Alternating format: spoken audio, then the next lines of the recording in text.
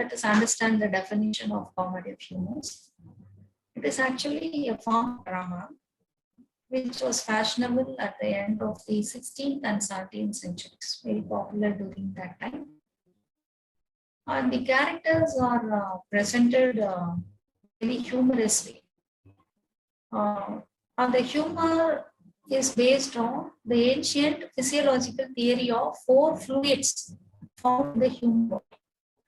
See, all of us contain all these four fluids in our body, and our balanced mindset is due to the balance in the four fluids. If one fluid has some, am I audible?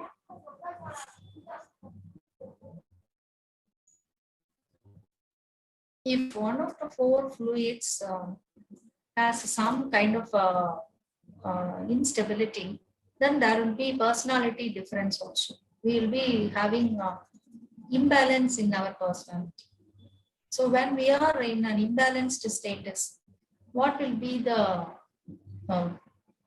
behavior of that individual? That is being captured by the dramatists, and they have exhibited the humors related to the four fluids. So this is how comedy of humors have evolved. So it can be otherwise called comedy of ideas also. The basic aim of comedy of humors will be to satirize something, to be very much satirical. See, if one of the four fluids is not balancing our personality, then naturally it will have a different kind of a behavior, and satire is possible only through an imbalanced behavior. And actually, originally, comedy of Platus and Terence, the classical writers, they had adopted these humors in their writings. So all these English writers of comedy of humors, they wanted to imitate the classical comedy of Platus and Terence. We have precedents in the classical literature itself. And this picture, a very popular one, you might have seen it. This has the four humors being represented clockwise from top right. The first one is choleric. You find the face very angry. So anger is related to the fluid called blood. Choleric, that personality is being choleric. And down you have, right, you have melancholy being expressed sad, and you have sanguine, and you have phlegmatic expressions. All the four expressions represented by four fluids of human body.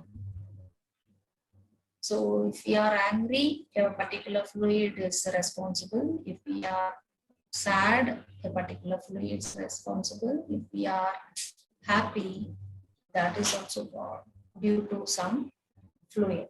Let us learn what are those fluids in the next slide.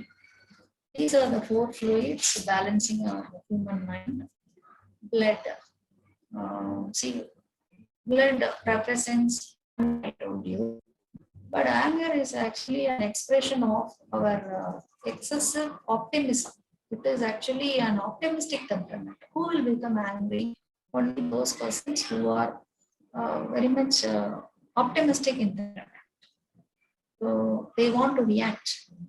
In spite of all the impossible situations, they want to react. They want to actually proceed. They want to go further. That's why it is being revealed in the form of anger. So blood is related to that. Blood is the fluid which is responsible for excessive optimistic temperament. Next comes this is actually related to a very calm and docile nature. There are people, whatever you do to them, they'll be very, very calm and quiet. That means this is the fluid which dominates their personality. Phlegm. So they will be accepting what all is done to them. They'll be sometimes very sad. Also, people say very pensive and very sad, not at all interactive. So the third one is collar. It is related to the yellow bile. Highly ill-tempered, highly ill-tempered nature. People do not know how they will behave. Melancholy is related to black bile, the fluid called black bile. They are very much melancholic in temperament, very sad, always feeling sorry, etc. So Ben Jonson is the dramatist belonging to the period 1572 to 1637. And he had been the one who had used comedy of humors in his writing. He has categorized humor into two kinds. One he calls true humor, the second one he called adopted humor. What is this true humor? True humor is the humor in which one particular quality actually possessed a man and his body and soul. So any one of the fluids dominating that person, and that humor is being expressed by that person through body as well as soul, and that is being captured, that personality is recorded in that play.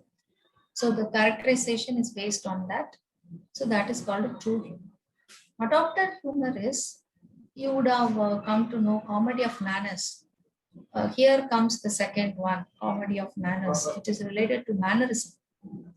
Here, the man will go out of his way to appear singular by affecting certain fashions of clothing, speech, or social habits.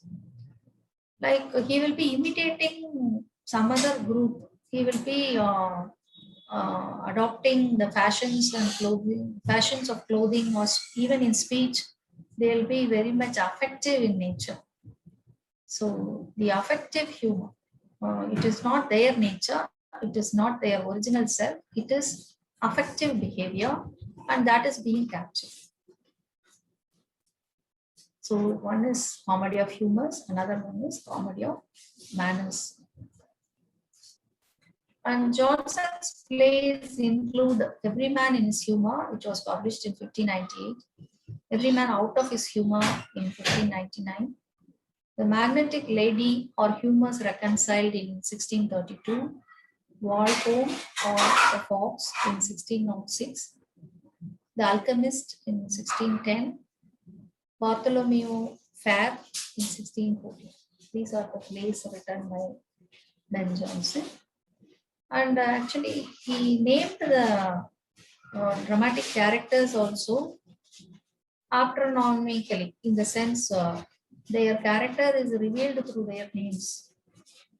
The first one is Kitely, Dame Kitely, Novel, Brainworm, Justice Clement. These are all characters in the play Every Man in His Humor. And in Every Man Out of His Humor, we have a set of characters like Fastidious Brisk, Fungoso, Sordido, and Puntarvalo, the Vainglorious Knight. He is called Puntarvalo, the Vainglorious Knight. So from the name itself, we can understand their characters. Their humor is being expressed through their names. So Johnson has done it in a very clever way. And there are other playwrights who are also writing comedy of humor. They are all contemporaries of Ben Jonson. They are John Fletcher, All Fools. His work was published in 1604. We have Middleton, his work A Trick to Catch the Old One. This was published in 1605. We have Massinger and his work A New Way to Pay Old Debts was published in 1625. And we have Shadwell, who has written two plays of comedy of humors, The Squire of Statia, 1688, and Barry Fair in 1689.